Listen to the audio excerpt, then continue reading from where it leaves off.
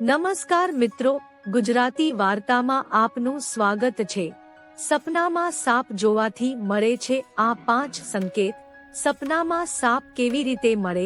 સપનામાં સાપને સંકેત, સપનામાં સાપ જોવા વિશે, સપનામાં સાપની વ્યાખ્યા, સપનામાં સાપનો અર્થ, સપનામાં સાપ દેખાતો તો, સપનામાં સાપની સાચવી, સપનામાં સાપનું ફલક, સપનામાં સાપનો ખોવનું અર્થ।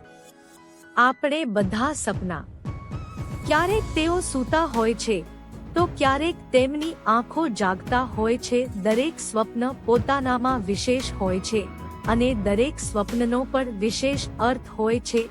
આવી ઘણી વસ્તુઓ આપણા સપનામાં આવે છે જે આપણને ચોક્કસ સંકેત આપે છે અને ભવિષ્યમાં બનતી ઘટનાઓ વિશે પણ જણાવે છે। આપણે સપનામાં જોયેલી વસ્તુઓમાં રહેલા સંદેશાને સમજી શકતા નથી અને ઘણી વખત આપણને મોટું નુકસાન થાય છે અને આપણા હાથમાં કશું જ મેળવવામાં અસમર્થ હોય છે।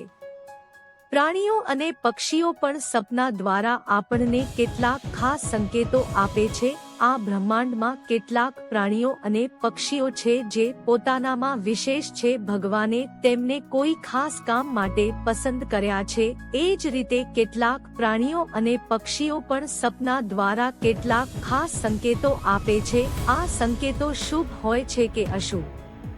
ક્યારેક આપણા પૈસા સાથે સંબંધિત હોય છે તો ક્યારેક તે આપણા પ્રેમ સંબંધો અથવા પારિવારિક સંબંધો સાથે સંબંધિત હોય છે। આજે આપણે એવા જ એક ખાસ જીવ વિશે જાણીશું જે આપણા સપનામાં આવે છે અને ભવિષ્યમાં થનારી ઘટનાઓ વિશે ચેતવે છે અને સારા અને ખરાબની જાણકારી આપે છે। તે વિશિષ્ટ પ્રાણી સાપ છે। તો ચાલો જાણીએ સપનામાં સાપ જોવાનું શું કારણ હોઈ શકે છે। સામાન્ય રીતે સાપને જોવો એ હેતરપિંડીનું પ્રતીક માનવામાં આવે છે, તેથી સપનામાં સાપ જોવો અશુભ ઓછો અને વધુ શુભ હોય છે। પરંતુ ભવિષ્ય પુરાણમાં સાપને ખૂબ જ મહત્વપૂર્ણ માનવામાં આવે છે। એવું માનવામાં આવે છે કે સાપમાં એક વિશેષ શક્તિ હોય છે।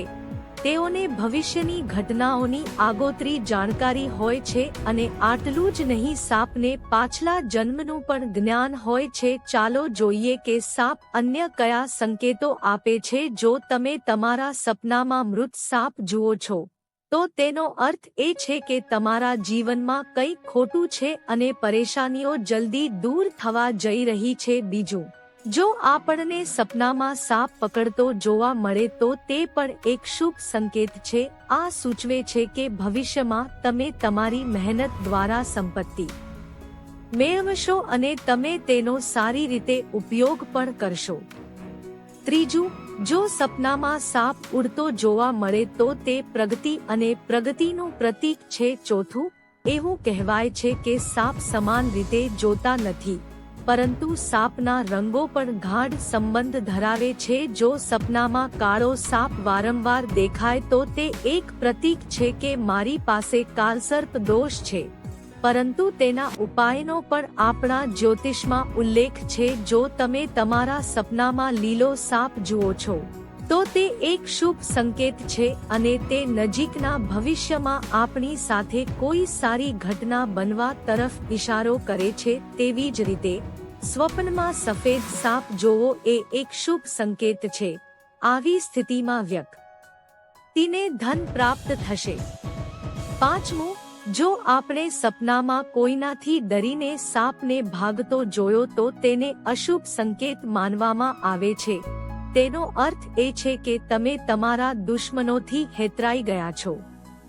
છઠ્ઠી, તેવી જ રીતે જો આપણે આપણા સ્વપ્નમાં કોઈ સાપને કરડતો અથવા આપણો પીછો કરતો જોઈએ તો તે કોઈ અશુભ ઘટનાની માહિતી છે। જો સપનામાં સાપ અને નાગની જોડી જોવા મળે તો તે સંકેત છે કે આપણા પૂર્વજો આપણને આપણા કુળના દેવતાઓની પૂજા કરવી જોઈએ, કારણ કે શક્ય છે કે આપણે કોઈ કારણસર આમ નથી કરી રહ્યા અને ભૂલી ગયા છીએ તેમની પ્રત્યેની તેમની જવાબદારીઓ અને ફરજો।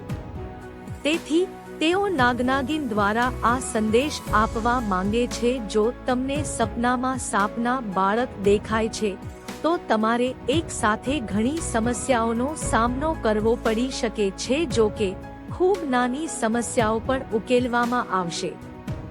જો તમે તમારા સપનામાં સાપ અને મંગૂસ વચ્ચેની લડાઈ જુઓ છો તો તે સૂચવે છે કે તમારો ગુપ્ત દુશ્મન તમારી સામે ખુલશે અને તમારી તેની સાથે લડાઈ પણ થશે.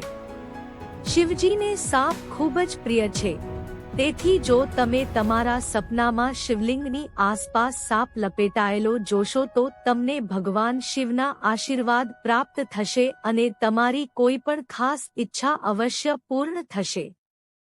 તો મિત્રો, આ બધું સપનામાં જોવાના જુદા જુદા અર્થ હતા. તમે તમારા સપનામાં પણ સાપ જોયા હશે.